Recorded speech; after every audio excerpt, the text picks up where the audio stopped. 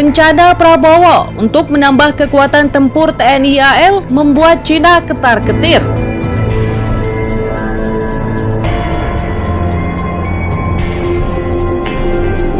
Halo Sobat Pena, jangan lupa klik tombol subscribe dan nyalakan tombol lonceng agar tidak ketinggalan video-video terbaru dari Pena Militer.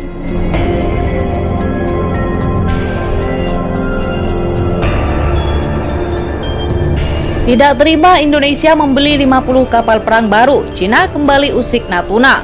Jika pemerintah Indonesia memutuskan bahwa sebagian dari investasi pertahanan senilai 125 miliar US dollar akan digunakan untuk membeli 50 kapal perang baru selama 2 tahun ke depan. Para pakar menduga rencana itu dipicu oleh serbuan Cina di zona ekonomi eksklusif Indonesia di Laut Natuna Utara yang semakin agresif. Rencana pengadaan 50 kapal perang baru telah disampaikan Menteri Pertahanan Prabowo Subianto. Presiden Joko Widodo menyuarakan dukungan atas proposal pengadaan aset tempur tersebut. Prabowo belum memberikan rincian spesifik tentang kapal perang baru yang nantinya akan dikerahkan TNI Angkatan Laut. Breaking Defense mengutip, para pakar melaporkan hilangnya salah satu kapal selam tua Indonesia dan serbuan Cina yang terus-menerus ke ZEE Indonesia kemungkinan mendorong Prabowo dan Jokowi untuk meningkatkan investasi pertahanan. Tahun lalu Babcock International menandatangani perjanjian dengan PT PAL Indonesia untuk membangun 2 versi modifikasi dari frigat AH-140 di Jakarta. Prabowo juga telah menandatangani kontrak untuk 6 frigat multiperang Trem Italia dan 2 frigat ringan kelas Mistral.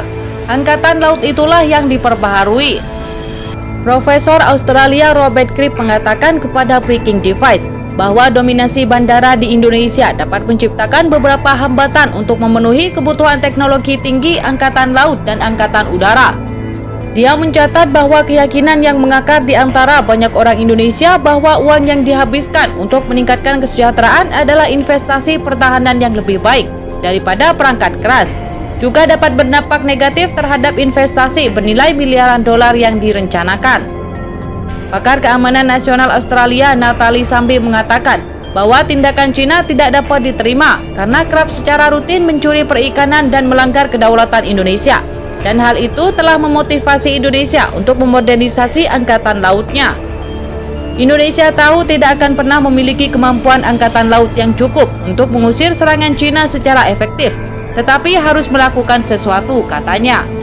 Sambi menambahkan Indonesia memiliki Menteri Pertahanan yang berlatar belakang militer dan sangat aktif menjalin hubungan pertahanan dengan negara lain. Ya, kita dapat berbicara tentang tujuan politiknya sendiri untuk itu, tapi pada akhirnya dia sangat aktif dalam mendorong program modernisasi ini, katanya. Jadi bagaimana pendapat Anda? Silahkan tulis di kolom komentar.